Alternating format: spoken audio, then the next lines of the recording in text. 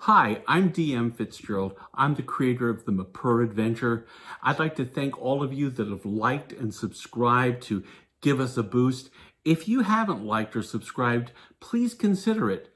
We could definitely use the help to the site.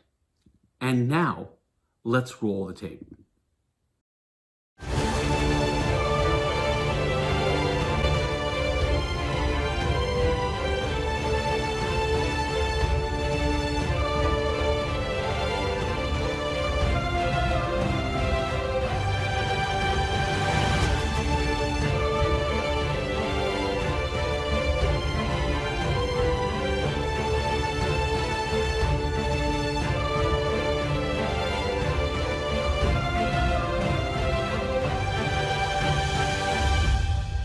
When last we left our intrepid adventurers, they're on a secret mission to the elf kingdom of Alwyn.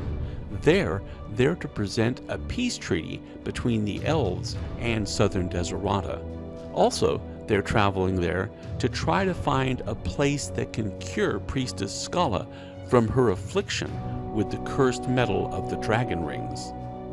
In the morning, Scalla feels better and takes some time to read the history of the dragon rings.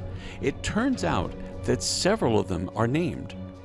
The rings were created by a dragon known as Gozlor. The most powerful is the one called One That Is Not Named. The second one is the Lord of Light, and the third is Banner Krill.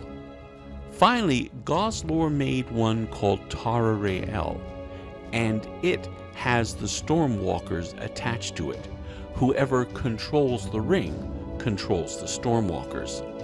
Scalla reasons that it's known that Distaria threw down the Dark Lord Absalom, who held Tara Rael, and since she now commands the Stormwalkers, then she must have Tara Rael. Scalla also reads that Gozlor was destroyed along with his ring, the One That Is Not Named. So that means there are two lost rings above Tara Rael. She forms a plan that maybe if she can find one of the higher rings, she can use that ring to free herself. Maybe her salvation is diving deeper into the ownership of the rings. Meanwhile, in the dockyard, Brock manages to put down one of the soldiers and another runs away. The other two soldiers draw blades on Garu and advance. Garu stands his ground.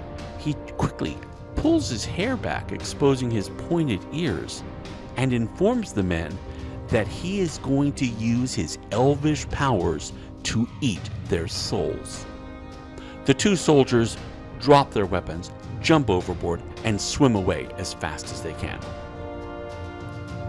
The two friends find themselves on the deck alone. They gather what they can find of their things and start to put them on, and then from a hidden part of the bow of the ship, two soldiers stand up. One points a bull roarer at them.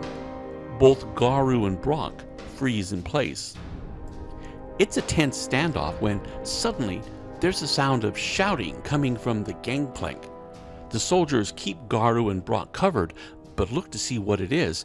It's Paladin Marcus, and he's unarmed. He keeps his hands where they can see them and approaches the northern Desideratan soldiers.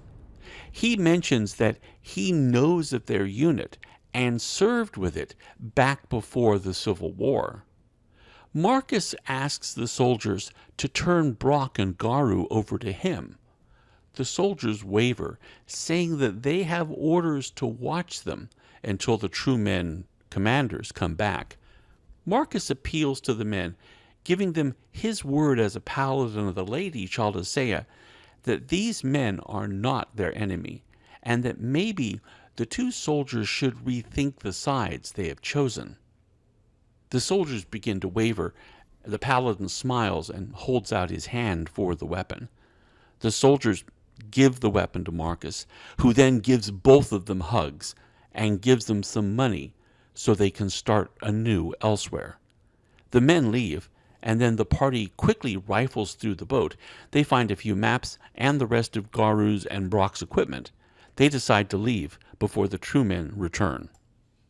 As midnight tolls, they enter Fortress Lament and head to their rooms. On the way, Mercy commends Marcus for how he handled the northern soldiers. Marcus shrugs and says that the men made poor choices years ago, and Chaldasea teaches forgiveness for all ills. Mercy says that he's sure that even paladins are given second chances.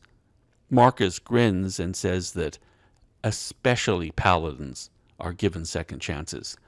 He comments that paladins are called to serve on the battlefield where things are easily decided, but also in the religious world where things can become confusing for someone who is really just a sword of the Lady Chaldasea. Marcus smiles to the priest, enters his room, and closes the door.